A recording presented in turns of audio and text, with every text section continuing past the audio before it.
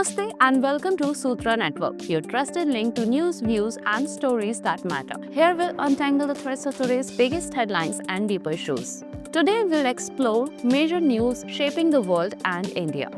How India exposed Pakistan at the UN, revisiting the truth of 1971 Operation Searchlight. Trump makes major move, reimposes 25% tariff. What did PM Modi say as he marked 25 years in public leadership? Who ruled Bihar from 2000 to 2020? What did Piyush Goyal say on roundtable in Doha? Have scientists really revived a 40,000-year-old Arctic virus, raising concerns? At the United Nations, India once again called out Pakistan in strong terms as Pakistan made false and provocative claims regarding Jammu and Kashmir. India's permanent representative Parvatharini Harish responded with facts laying bare Pakistan's hypocrisy. He stated Pakistan is the country that carried out Operation Searchlight in 1971 and whose own army perpetrated sexual violence against 4 lakh women. The remarks not only highlight Pakistan's human rights violations but also recall the large-scale atrocities committed by its military in Bangladesh.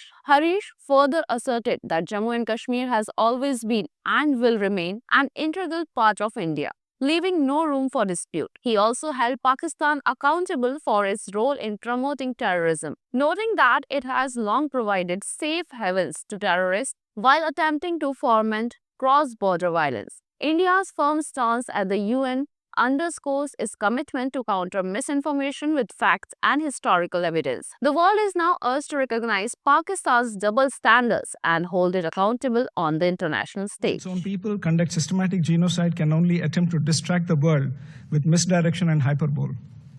This is a country that conducted Operation Searchlight in 1971 and sanctioned a systematic campaign of genocidal mass rape of 400,000 women citizens by its own army. The world sees through Pakistan's propaganda. US President Donald Trump has announced a strict economic measure, declaring that from November 1st, 2025, a 25% tariff will be imposed on all imported medium and heavy-duty trucks entering the United States. Trump stated that the decision was taken to protect American industries and workers and to prevent US manufacturers from being harmed by unfair competition from foreign companies. The new tariff is expected to impact several countries, including Mexico, Canada, Japan, Germany, and Finland. Mexico may hit the hardest as it is the largest exporter of trucks to the US since 2019. Mexico's truck exports have nearly tripled, reaching 340,000 units. Experts suggest that the tariff could also affect the USMCA agreement, which currently allows trucks to be imported without duties. Meanwhile, companies like Stellantis and Volvo Group are concerned about rising production costs. Trump emphasized that the policy would directly benefit US companies such as Peterbilt, Kenworth, and Freightliner, and help make America a manufacturing hub once again. Prime Minister Narendra Modi marked 25 years as the head of government, reflecting on his journey from Chief Minister of Gujarat in 2001 to leading the nation as Prime Minister. Recalling his early days, Modi said his mother's advice to always work for the poor and never take a bribe became the foundation of his political life. When Modi first took charge as Gujarat's CM, the state was struggling with the aftermath of the 2001 Bhuj earthquake, droughts, and political instability. Through determined leadership, he rebuilt the state, transforming it into an economic powerhouse with booming agriculture, industry, and infrastructure. In 2014, Modi rose to national leadership, pledging to build a new India, founded on good governance, development, and self-reliance. Over the past 11 years, his government has launched initiatives like Digital India, Make in India, Swachh Bharat, and Atmanirbhar Bharat, lifting millions out of poverty and empowering women, farmers, and youth. As he looks ahead, Modi envisions a Viksit Bharat, that is, developed India, reaffirming his lifelong mission to serve the people and strengthen the nation. To serve our beloved nation, he said, is the highest honor and duty that fills me with gratitude. From 2000 to 2020, Bihar witnessed a dramatic political journey shaped by shifting alliances and leadership. In 2000, the Rashtriya Janata Dal emerged as the single largest party with 124 seats but fell short of a majority. After a brief 7-day stint by Nitish Kumar, Rabri Devi returned as chief minister. In 2005, Bihar saw two elections. The February polls led to a hung assembly and president's rule. But in October, the JDU-BJP alliance secured a majority, making Nitish Kumar chief minister, a role he would hold for much of the next 2 decades. The 2010 election gave the NDA a landslide with 206 of 243 seats, cementing Nitish dominance. However, in 2015, the Grand Alliance of RJD, JDU and Congress swept back to power with 178 seats, only for Nitish to later rejoin the NDA. In 2020, the NDA narrowly retained power with 125 seats as BJP outperformed JDU for the first time. Nitish remained chief minister, leading a coalition that continued to define Bihar's politics across 2 decades of shifting loyalties and enduring leadership. Union Minister Piyush Goyal announced that India will soon introduce its digital currency backed by the Reserve Bank of India. Speaking at a roundtable in Doha, Goyal said the initiative aims to make transactions faster, more transparent, and reduce reliance on paper money. India will soon come out with a digital currency backed by the RBI guarantees like normal currency. Goyal said, describing it as traditional money in electronic form. He added that digital transactions under the new system will be tracked through blockchain technology, ensuring greater transparency and efficiency across the financial network. Explaining the distinction from cryptocurrencies, Goyal said the government does not encourage private digital assets like Bitcoin, as they lack sovereign or asset backing. There is no backend guaranteeing any value, he noted, stressing that those investing in such assets to do so at their own risk. Unlike cryptocurrencies, the proposed RBI digital currency will be fully sovereign backed, maintaining the integrity of India's financial system while supporting innovation and digital inclusion. It will reduce paper use and make transactions easier and quicker than the current banking system, Goyal said.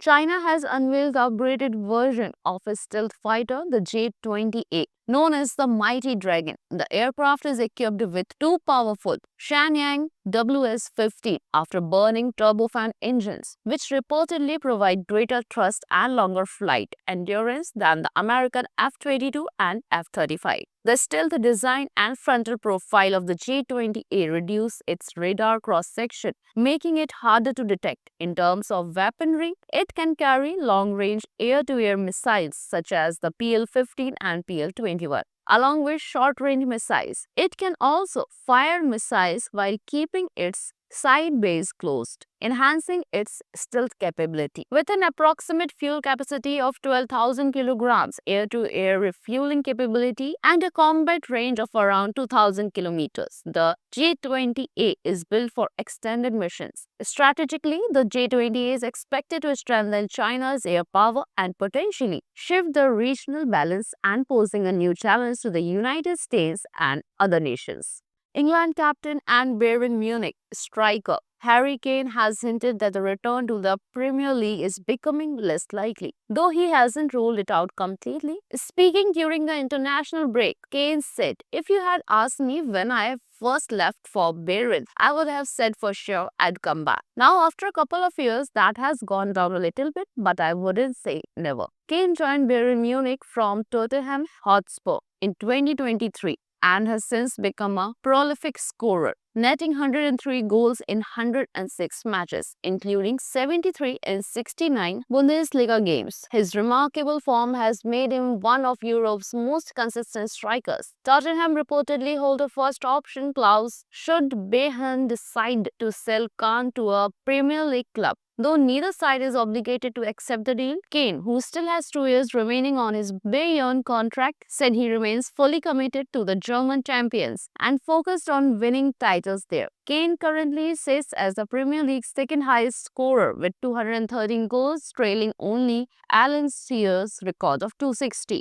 Researchers from the University of Colorado Boulder have revived microorganisms frozen in Alaska's permafrost for nearly 40,000 years, prompting warnings about potential future risks. Samples were collected from the permafrost research tunnel near Fairbanks and incubated at 3 degrees Celsius to 12 degrees Celsius to mimic a warning Arctic summer. Initially dormant, the microbes formed colonies and biofilms within 6 months, showing their ability to survive after millennia. While these ancient organisms likely cannot infect humans, they release greenhouse gases such as carbon dioxide and methane, contributing to climate change. Experts caution that longer, warmer Arctic summers could accelerate the awakening of dormant microbes. Dr. Brigitta Evangard, an infectious disease expert, warned that permafrost could release antibiotic-resistant bacteria or viruses like anthrax and pox, describing it as Pandora's box. Melting glaciers also increase the risk of viral spillover, allowing ancient pathogens to infect animals or humans, highlighting the need for close monitoring of Arctic regions.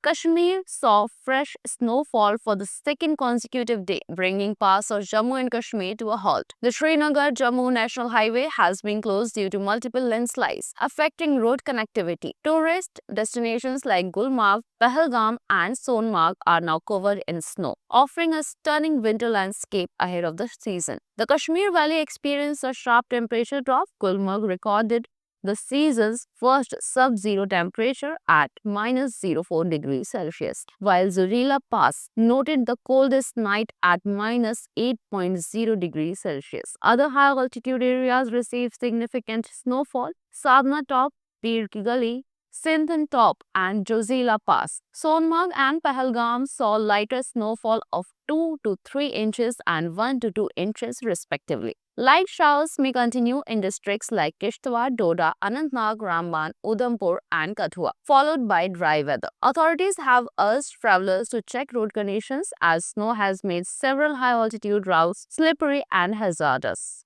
Now, time for today's piece of information. Did you know that India's Bollywood is the world's most prolific film industry, producing over 1,500 films every year in languages like Hindi, Tamil, Telugu, and Malayalam? These films are watched in more than 90 countries, influencing global fashion, music, and dance, while streaming platforms like Netflix and Disney Plus Hotstar have expanded their reach to international audiences. Thanks for watching. For more such global updates, subscribe to our channel, press the bell icon, and do visit our website.